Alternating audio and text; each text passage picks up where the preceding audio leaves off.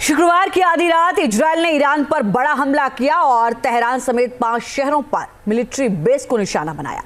Israeli air force के 100 से ज्यादा फाइटर जेट्स ने करीब 1600 किलोमीटर दूर यह हमला करके ईरान को दहला दिया। इजरायल की इस स्ट्राइक के बाद महायुद्ध का खतरा मंडराने लगा है और दुनिया 2 खेमों में बढ़ती हुई दिख रही है। देखिए रिपोर्ट।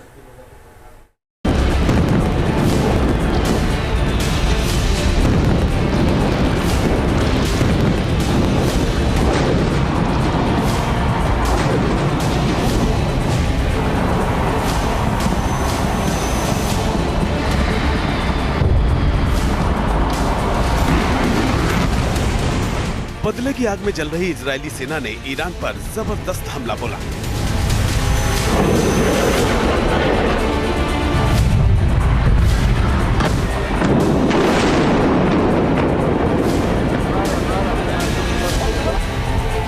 इजरायल के काउंटर अटैक से तेहरान दहल गया।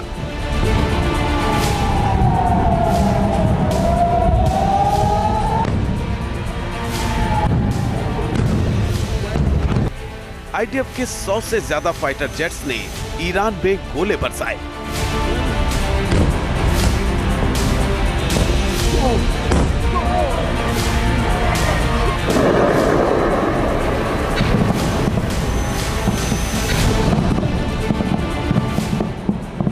एक अक्टूबर को इजरायल पर किए गए मिसाइल हमले के 25 दिन बाद इजरायली सेना ने ईरान में एक के बाद एक बम बरसाकर बदले की स्क्रिप्ट को धरातल पर उतार दिया।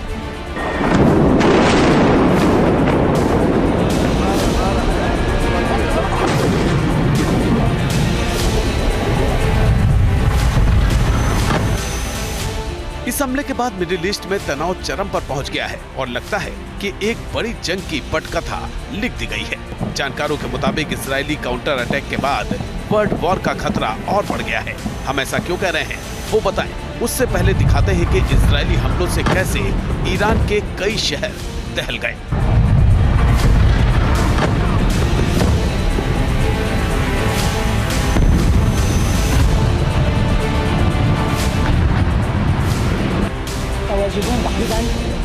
दरअसल इजरायल ने जिस वक्त ईरान पर हमला बोला उस वक्त ईरान के लोग नींद की आगोश में थे।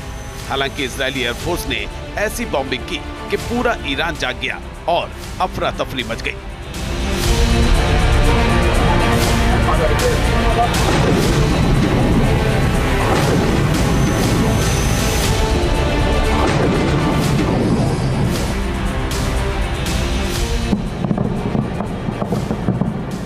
इस दौरान धमाकों की आवाज कई किलोमीटर दूर तक सुनाई दी। धमाकों के बाद आग के शोलों ने इलाके को जलाकर राख कर दिया। तेहरान में कई मिलिट्री साइट्स आग के गोलों में तब्दील हो गई। ईरान में जब आधी रात को लोग गहरी नींद में सो रहे थे तभी इजरायल ने भीषण हमला किया। इजरायली एयरफोर्स ने तेहरान और कराज समेत 5 शहरों में 10 से ज्यादा ठिकानों पर बमों की बारिश करके भीषण तबाही मचाई। इजरायली सेना ने 3 घंटे में ईरान के करीब 20 ठिकानों पर बम बरसाए। इजरायली समय के मुताबिक हमला रात 2:15 पर शुरू हुआ। हमले 5 बजे तक जारी रहे। इजरायली धमाकों से ईरान दहल उठा।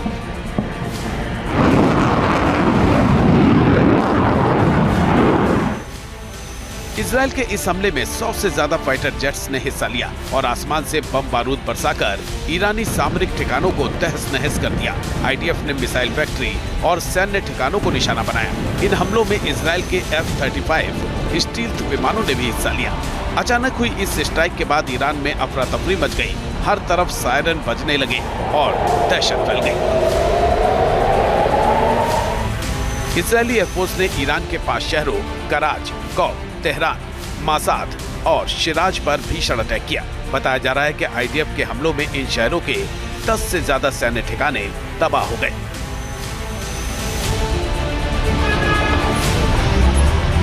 ये इतिहास में ईरान के खिलाफ इजरायल का सबसे बड़ा हमला है। इजरायल के इस भीषण हमले में आईआरजीसी की राशिद स्ट्रीट बिल्डिंग में जबरदस्त धमाका हुआ और आग लग गई। ईरानी सेना की ये बिल्डिंग देखते ही देखते खाक हो गई।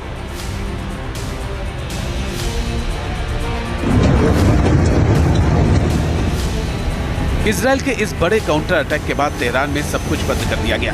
तेहरान के इमाम खुमैनी इंटरनेशनल एयरपोर्ट के पास भी हमले हुए। इसलिए इस एयरपोर्ट पर उड़ानें स्थगित कर दी गई। इजरायली हमले के बाद ईरान ने एहतियातन अपना एयर स्पेस बंद कर दिया। इजरायल ने कहा कि ये हमले ईरान के सैन्य ठिकाने, एयर डिफेंस साइट और बैलिस्टिक मिसाइल ठिकानों पर किए गए। 1 अक्टूबर और 14 अप्रैल को इजरायल पर हमले के लिए इन्हीं जगहों का इस्तेमाल किया गया था, इसलिए इन टारगेट साइट्स को मिट्टी में मिला दिया गया। ईरानी एयर डिफेंस ने भी माना है कि तेहरान, खुजेस्तान और इलाम शहरों पर किए हमलों में कुछ नुकसान हुआ है। आईडीएफ का दावा है कि फाइटर जेट और स्पाई जेट की मदद से 1600 किलोमीटर दूर हमला हुआ। ये हमले कई चरणों में हुए। हमले के बाद इजरायल के सभी विमान सुरक्षित वापस लौट आए। इस ऑपरेशन को पछतावे के दिन का नाम दिया गया, जो 1 अक्टूबर के हमले का काउंटर अटैक है।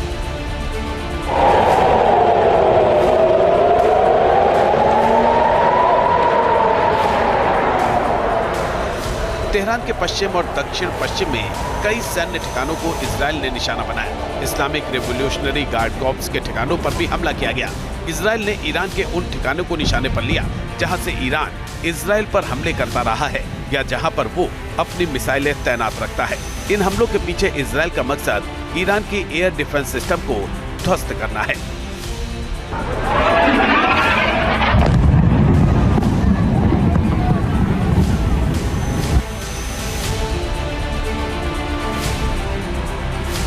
हमले के बाद इजरायल ने कहा कि ईरान और उसके प्रॉक्सी 7 अक्टूबर से 7 मोर्चों पर लगातार इजरायल पर हमला कर रहे हैं। ईरानी धरती से सीधे ये हमले किए जा रहे हैं। 1 अक्टूबर का ईरानी हमला हम भूल नहीं सकते और इजरायल के पास भी प्रतिक्रिया देने का अधिकार है।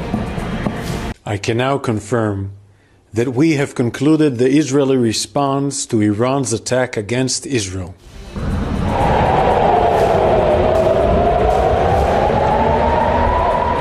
आईडीएफ ने यह भी कहा कि अगर ईरान ने फिर कोई हिमाकत की तो उसे पहले से भी ज्यादा गंभीर नतीजे भुगतने होंगे। If the regime in Iran were to make the mistake of beginning a new round of escalation, we will be obligated to respond. Our message is clear. All those who threaten the state of Israel and seek to drag the region into wider escalation will pay a heavy price. इस बीच America एक बार फिर Israel के समर्थन में उतर आया है। Air strike के बाद अमेरिका ने कहा है कि ये ईरान के हमले का जवाब है। दरअसल ईरान पर हमले से पहले इजरायल ने बड़ी और तगड़ी तैयारी की थी। सबसे पहले उसने अमेरिका की मदद से अपने एयर स्पेस को किले में तब्दील कर दिया था। ईरान पर हमले से पहले अमेरिका से 20 C-17 ग्लोबमास्टर दक्षिणी इजरायल पहुंचाए गए। इसके अलावा अमेरिका से थार्ड और पैट्रियट सिस्टम की भी डिलीवरी हुई। थार्ड की अमेरिकी सैनिकों के साथ फ्रंट लाइन पर तैनाती भी कर दी गई। यानी इजरायल ने ईरान पर पलटवार से पहले अपने आसमान की सुरक्षा मजबूत की, साथ ही फ्रंट लाइन पर हथियार और सैनिकों को तेजी से पहुंचाने के लिए C-17 ग्लोबमास्टर को भी तैनात कर दिया। ऐसे में सवाल ये है, इजरायल में हथियारों की इतनी बड़ी तैनाती क्यों की गई थी? क्या इजरायल को पता है कि ईरान पर हमले के बाद जंग लंबी खिंचेगी? और क्या इजरायल और अमेरिका मिलकर कुछ बड़ा करने वाले हैं? जो संकेत है वो बता रहे हैं कि इजरायली हमले के बाद ईरान भी पलटवार कर सकता है। अगर ऐसा हुआ तो ये जंग काफी लंबी खिंच सकती है, क्योंकि दोनों ही देशों के पीछे दुनिया की 2 महाशक्तियों का हाथ है। इजरायल के साथ अमेरिका है तो ईरान की रूस से नजदीकी किसी से छिपी नहीं है।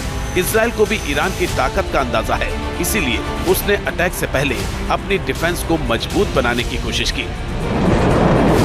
इजरायली सेना ने एयर स्ट्राइक में ईरान के सैन्य ठिकानों को निशाना बनाया है। हालांकि जानकार बता रहे हैं कि उसके निशाने पर ईरान के परमाणु ठिकाने भी हैं। अगर इजरायल ने ईरान के परमाणु ठिकानों को निशाना बनाया तो भारी विनाश हो सकता है, जिससे पूरी दुनिया प्रभावित होगी। लड़ाई का दायरा बढ़ेगा, उसमें रशिया भी इन्वॉल्व हो सकता है, डायरेक्टली या इनडायरेक्टली। चाइना भी हो सकता है, नॉर्थ कोरिया भी हो सकता है। अगर इससे कोई बड़ा हमला होता है तो फिर युद्ध की शक्ल एक गंभीर इख्तियार हो सकती है, जिससे वर्ल्ड वार होने के भी चांसेस हैं। फिलहाल इजराइल के हमले के बाद मिडिल ईस्ट बारूद के ढेर पर बैठा है, जहां पर भड़की जंग की चिंगारी किस दिन बड़ा रूप ले लेगी। हालांकि इतना तय है कि अगर इजराइल और ईरान के बीच तनाव और बढ़ा, इस जंग में प्रत्यक्ष या परोक्ष रूप से अमेरिका और रूस भी कूद गए, तो दुनिया दो खेमों में बढ़ सकती है और एक बड़ी जंग की शुरुआत हो सकती है, जिससे शायद दुनिया का कोई भी देश न बच सके। Team news nation. News nation अब व्हाट्सएप पर खबरों के ताजा अपडेट के लिए न्यूज नेशन के इस QR कोड को स्कैन करें।